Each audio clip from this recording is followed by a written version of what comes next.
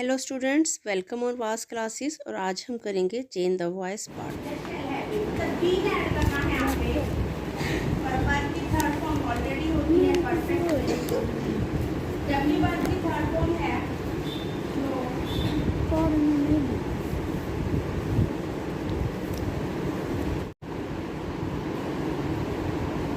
Finish my work.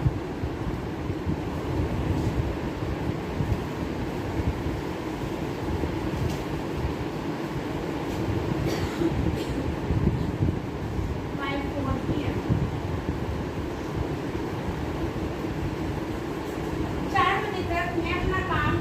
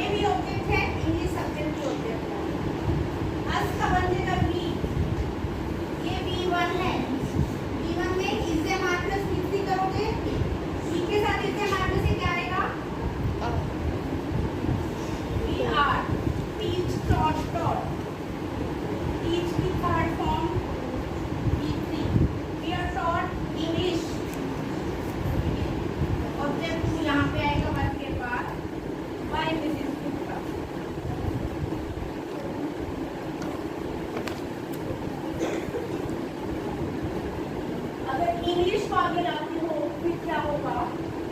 English के साथ फिर इज आएगा, ई के साथ आर आया था, इंग्लिश के साथ is. English is taught to us, हमको पढ़ाई जाती है बाय क्लियर। तो ऑब्जेक्ट वाले ऐसे कर रहे हैं। उसके बाद डब्ल्यू फैमिली वाले क्वेश्चन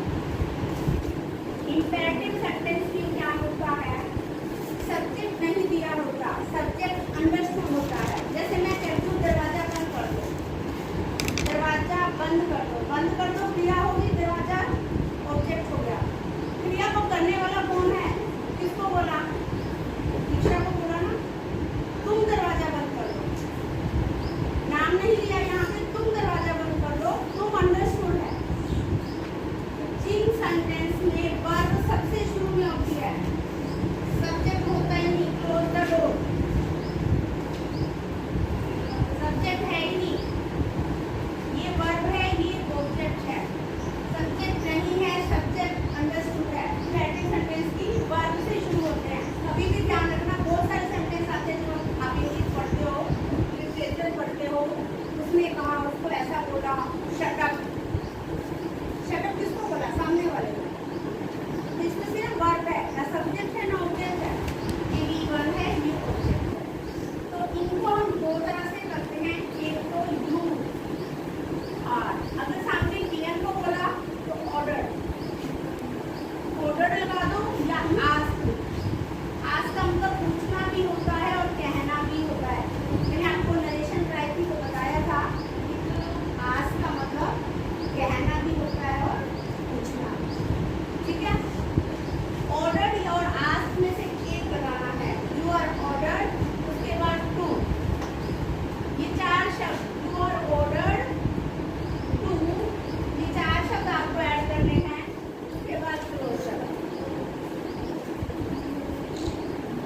अब मैंने आपको कहा था कि फैसिलिटी की आपकी किसी ना किसी रूप में, तो ये आपकी तुम्हें आदेश दिया जाता है दोबारा बोलने। इसको दो तरह से कर सकते हैं, एक तो यूर ऑर्डर से, एक लेट से। एक फॉर्मूला है let plus object plus B plus या तो ऐसे कर लो या ऐसे कर लो। ऐसे करेंगे तो लेट ऑब्जेक्ट आ गया द डोर, बी, B3 है क्लोज,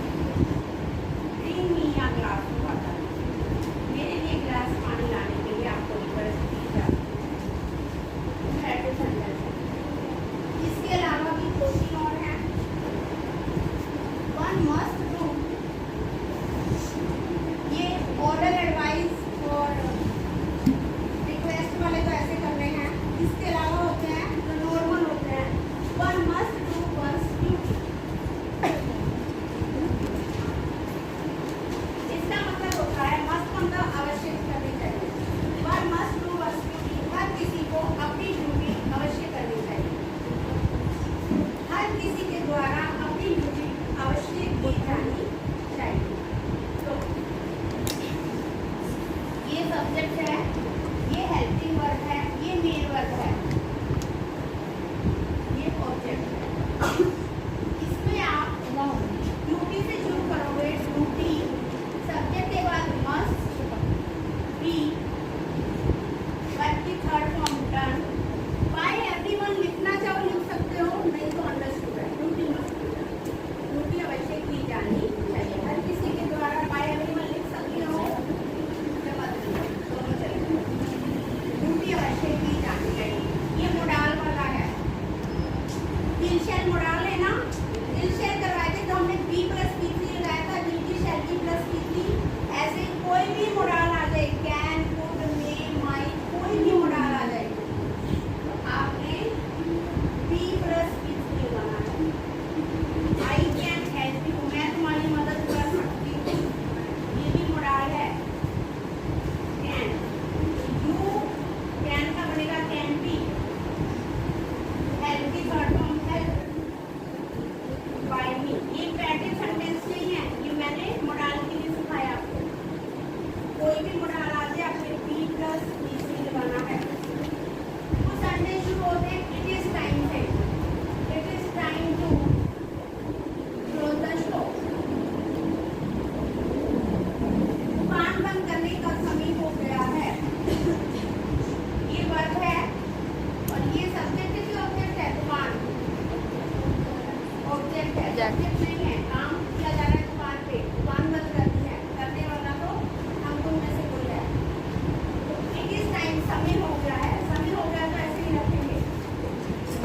इसका मतलब है दुकान बंद करने का समय हो गया है, हमने बनाना है दुकान बंद किए जाने का समय हो गया। Time for the show, object के लिए फॉर द शो, ये इस तरह से होगा, बस याद रखना। टू का टू बी, B1 की B3, B3 तो आनी है पैसिव में, इस तरह के रूप में, और कहीं भी वर्ब नहीं है, यही वर्ब है हमारे पास। इसको B3 बनाना है, 2 के साथ B3 लग नहीं सकती, 2 के साथ B1 लगती है, तो B3 लगाने के लिए हमें B का सहारा लिया। एक और देखो इट इज टाइम वाला, it is time to have tea. Have का मतलब यहाँ पे है पीना, लेना, खाना। हैव का मतलब खाना भी होता है, पीना भी होता है, लेना भी होता है। चाय लेने का, चाय पीने का समय हो गया। हैव की जगह ड्रिंक भी आ सकता है, टू ड्रिंक भी। यहाँ पे हैव का मतलब है ड्रिंक, तो हम इट इज टाइम ही रखेंगे। It is time for tea to be. Have की थर्ड फॉर्म बोलो,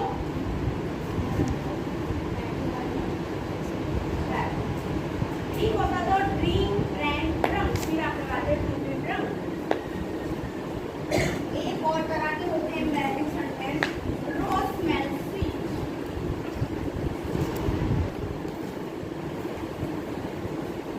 इसमें देखो रोज की खुशबू स्वीट होती है, रोज गुलाब का फूल। रोज सब्जेक्ट है, ये वर्ब है और ये ऑब्जेक्ट है। सब्जेक्ट आपका नॉन लिविंग है, नॉन लिविंग के द्वारा क्रिया की नहीं जाती, क्रिया होती है, अपने आप से होती है, नेचुरल होती है। नॉन लिविंग चीजों में क्रिया उनके द्वारा नहीं की जाती, नेचुरल होती है। तो बाय रोज भी हम कर सकते हैं, स्वीट ऑब्जेक्ट भी है, विशेषण है रोज के, है ना, ऑब्जेक्ट नहीं है, सब्जेक्ट है, वर्ब है और एडजेक्टिव है। तो हमने इसको बनाना है, रोज की स्मेल स्वीट होती है, रोज स्वीट होता है जब स्मेल किया जाता है, ये बनाना है। क्या बनाना है?